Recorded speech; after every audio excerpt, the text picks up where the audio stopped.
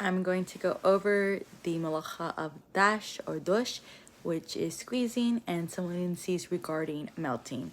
We have seen that one may not chop ice or place it near heat to melt it. Here are a few leniencies on the subject. Note that the defrosting is permitted in the cases below. It is only if one will use it on Shabbos. One may not apply this leniency to defrost something they use after Shabbos. Removing frozen items from the freezer. One is allowed to remove frozen items from a freezer and leave them at room temperature. Ice that has melted. Although it is prohibited to chop or melt ice, it is permitted to use it once it has melted. However, some poskim recommend rather using water that has not been melted if possible, in cases of great need.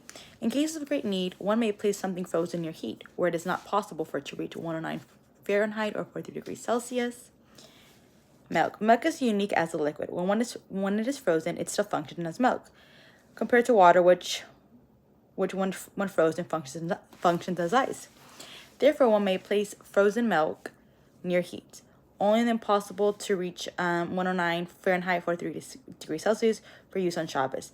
Similarly, one may defrost ice cream near heat in order to soften it, if it will not be possible for it to reach 109 Fahrenheit, 43 degrees Celsius, as melted ice cream is still viewed as ice cream. Ices. Although some post-game are stringent regarding melting ices, one may certainly be lenient if they are for children, and may place them near heat if they will not be able to reach 109 Fahrenheit, 43 degrees Celsius. However, one may not crush them in order to make liquid. Putting sugar and coffee into water.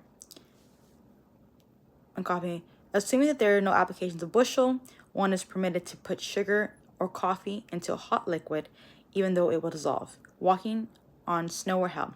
One may walk on snow or hail even though it will cause it to melt. However, one may not purposely try to crush the snow or hail.